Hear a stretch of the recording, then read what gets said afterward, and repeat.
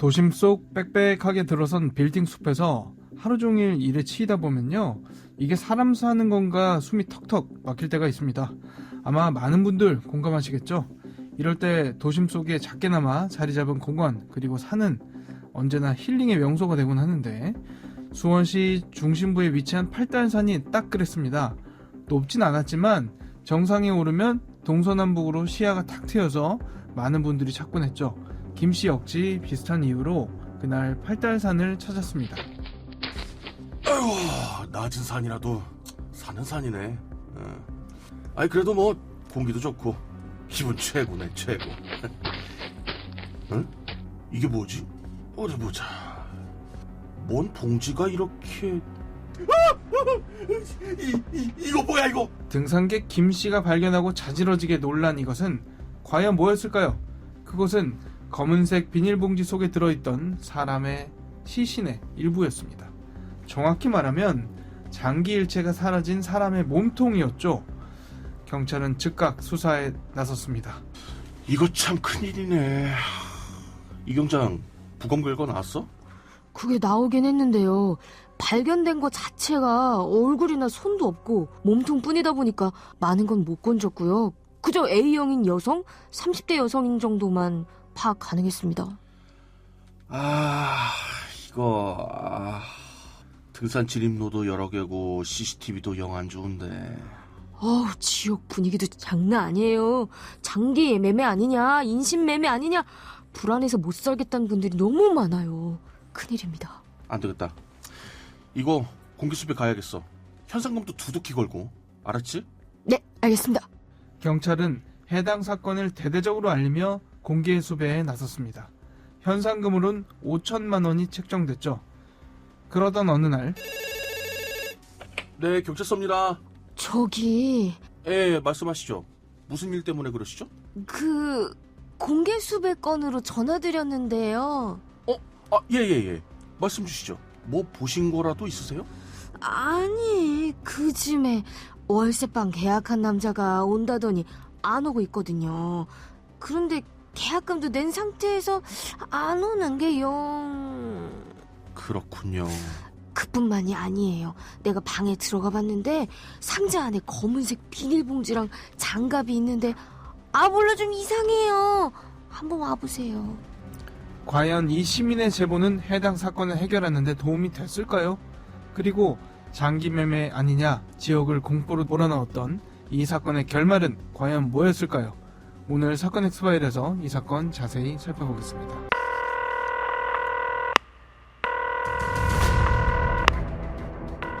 사건은 보이는 것보다 가까이 있다.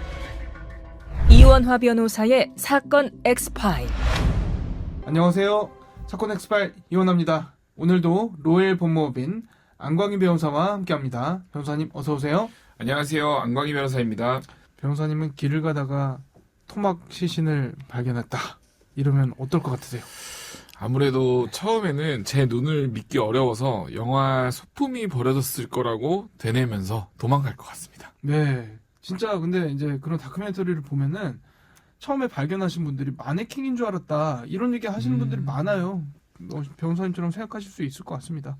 네. 저는 이 프로그램 진행하면서 마음먹게 된 게 하나 있는데, 봉지에 든 토막 시신을 발견하는 케이스가 워낙 자주 나오다 보니까 이제 어디 다니다가 뭐가 담겼는지 모르는 봉지는 절대 열어보지 말자 이런 생각을 하게 된 것 같거든요. 아무튼 오늘 다뤄볼 이 사건 역시 일반 시민이 토막 시신을 발견하게 된 그런 케이스죠. 네, 그렇습니다. 40대 남성 등산객이 2014년 12월 4일 13시경 수원 팔달산에서 토막 시신이 든 검은색 비닐봉지를 발견하고 경찰에 신고했습니다. 충격적인 사실은 봉지 안에 장기 일체가 사라진 몸통 시신과 목장갑이 담겨 있었습니다. 그런데 혈흔은 없었습니다. 더 충격적인 것이 있긴 합니다. 토막 시신이라는 것 자체도 충격인데요. 더 충격적일 게 뭐가 있나요? 토막 시신에 장기가 없는 몸이었고 시신 일부가 발견된 이곳은 사건 2년 전 인육 논란이 있었던 오원춘 사건이 발생한 지점과 네. 불과 1.4km 떨어진 곳이었습니다. 인근에 사는 주민들은 또다시 일어난 토막 살인 사건으로 공포에 떨기 시작했고 일각에서는 장기가 거의 없던 점에서 장기 매매나 인신 매매가 있었던 것 아니냐는 괴담이 돌기 시작했습니다. 경찰 입장에서는 시민들의 불안과 괴담을 잠재우기 위해서라도 하루빨리 범인을 검거하는 게 중요했겠다 싶습니다. 문제는 피해 여성의 신원 파악이 어려웠습니다. 국립과학수사연구소가 토막 시신을 부검한 결과 혈액형이 A형인 30대 여성으로 추정했습니다. 경찰은 시신 발견 지점 인근을 뒤졌으나 단서를 찾지 못했고 수색 인원을 대규모로 늘려 투입해 산을 샅샅이 수색했습니다. 시신 조각을 찾기 위해 팔달산 인근에 설치된 CCTV 11대가량을 확인했지만 시신이 담긴 듯한 봉지를 들고 움직이는 사람의 모습은 확인되지 않았습니다. 그리고 7곳이 넘는 진입로에서 누가 어디로 드나들었는지 알 수도 없는 상황이었습니다. 쉽진 않았겠다 싶긴 하네요. 그렇습니다. 경찰의 대대적인 수사에도 범인과 피해자를 특정할 만한 단서는 나오지 못했고 일각에서 수사가 장기화되는 것 아니냐는 우려가 커졌습니다. 경찰은 수원 토막살인 사건을 공개 수배로 전환하며 거동이 수상한 사람의 신고를 받았습니다. 사건에 도움이 될 만한 그런 제보가 혹시 들어왔습니까? 일반적으로 공개 수배한다고 해서 의미 있는 제보가 들어오는 것은 아니라서 쉬운 상황은 아닙니다. 그렇지만 경찰은 수단과 방법을 다 동원해서라도 범인을 잡아야 하니까 공개 수배를 한 것입니다. 그렇죠. 그러던 어느 날 어떤 한 여성이 경찰서로 찾아왔습니다. 누구였죠? 김모 씨의 언니가 2014년 12월 8일 밤에 한 파출소를 찾아 실종된 김 씨를 찾기 위해 가출 신고를 했었습니다. 네. 경찰은 사건과 관련성을 확인하기 위해 김 씨 언니의 DNA를 채취해 국과수에 의뢰했고 팔단산에서 발견된 토막 시신과 DNA가 일치한다는 것을 알아냈습니다. 이에 경찰은 피해자가 김모 씨라고 특정하였습니다. 네. 며칠 뒤에 또 다른 제보 전화가 한 통 들어왔는데 경찰은 이 전화를 받을 때만 해도 이 제보가 사건의 해결에 핵심적인 제보가 될 것이라고 생각하지 못했을 것으로 보입니다. 어떤 제보였죠? 월세방을 계약한 사람이 보름 동안 연락이 되지 않는다고 집주인이 제보를 한 것입니다. 이 사건이랑 뭐 언뜻 들어서는 전혀 상관이 없을 것 같긴 한데요. 그래도 어쨌든 경찰이 해당 남성의 집을 찾아갔겠네요. 네, 그렇습니다. 반지하 월세방은 토막 시신이 최초로 발견된 팔단산 등산로와 직선거리로 약 1.1km 떨어져 있었습니다. 그 월세방 임차인은 박춘풍이란 사람인데 사건 발생 10일 전 부동산 중개업자를 통해 현금 20만 원을 주고 해당 월세방을 가계약한 뒤 종적을 감췄습니다. 경찰의 현장 감식 결과 월세방의 화장실에서 혈액 양성 반응이 나왔으며 토막 시신 유기에 사용한 것과 같은 비닐봉지 40여 개, 장갑, 세제 등이 나왔습니다. 피해 여성과는 뭐 일면식이 있었던 사이인가요? 피해 여성 김 씨는 중국 국적의 조선족 남성 박춘풍과 교제하는 사이였습니다. 피해자와의 관계도 그렇고 집 내부에서 발견된 증거들도 그렇고 누가 봐도 범인이 거의 확실해 보이는 그런 상황인 것 같기는 한데요. 관건은 박 씨가 어디에 있냐, 혹시 잠적한 건 아닌지 이 부분 아니었을까 싶거든요.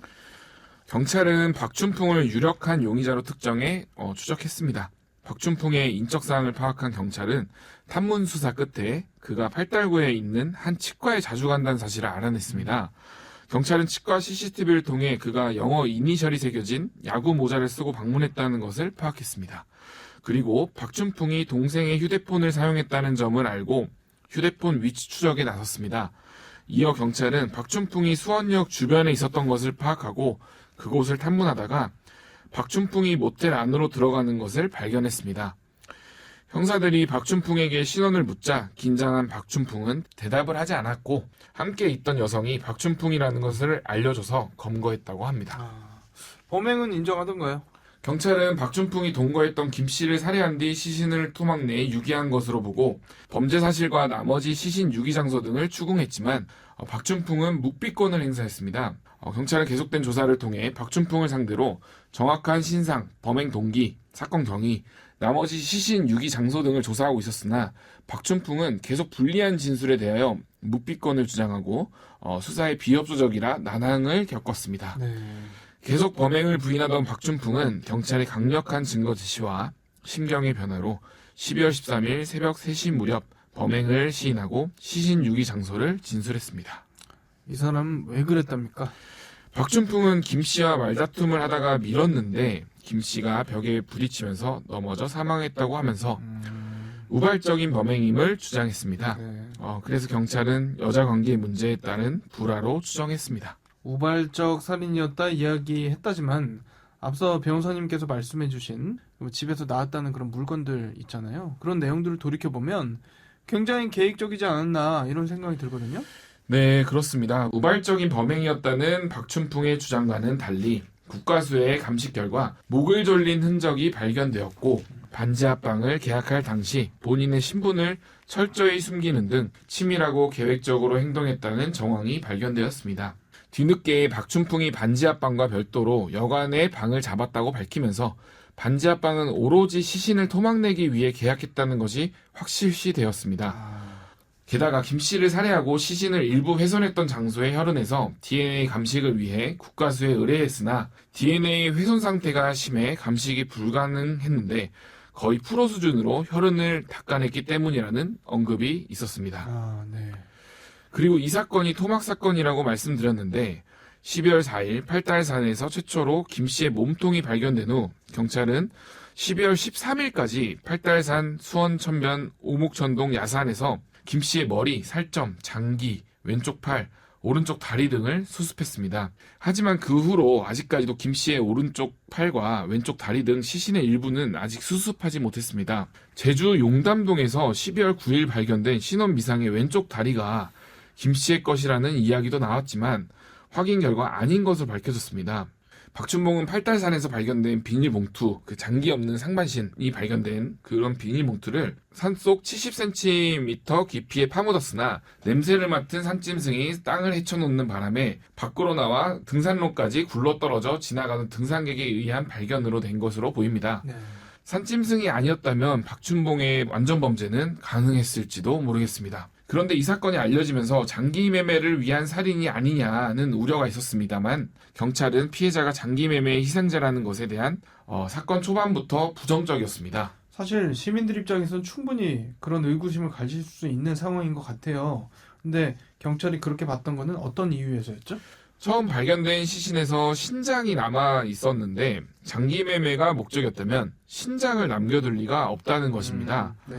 게다가 장기 매매는 요구 조건이 까다롭기 때문에 표면상으로는 자발적 장기 기부라고 하고 뒤에서 돈을 받는 방법이 주로 사용되고 이식이 가능할지도 모르고 신선도 유지도 어려운 불특정 피해자의 장기를 매매하는 경우는 없다는 것입니다. 그리고 SNS를 통해 유포되는 괴담에 대해서 사실이 아닌 글들이 유포될 경우 국민들에게 불안감을 조성할 수 있고 사자, 즉 돌아가신 분에 대한 명예훼손 등의 법적인 문제가 될 수 있습니다. 근거 없는 그리고 다수에게 불안감을 조성할 수 있는 괴담들은 법적으로도 문제될 수 있다는 점 유의하셔야 할 것 같고요. 아무튼 재판에 넘겨졌겠죠? 네, 그렇습니다. 검찰은 박춘풍에 대하여 살인, 사체 손괴, 사체 유기로 기소하였고 검사는 사형을 구형했습니다.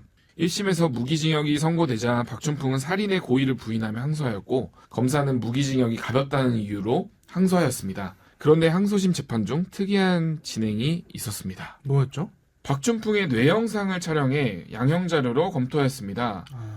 뇌 영상 자료를 직접 재판에 활용하는 것은 이 사건에서 처음이었습니다. 네. 박춘풍은 사이코패스 진단을 받지 않았으나 뇌의 일부가 손상됐고 기능도 많이 떨어진 것으로 나타났습니다. 그러면 혹시 이 부분이 감형 요소가 됐나요?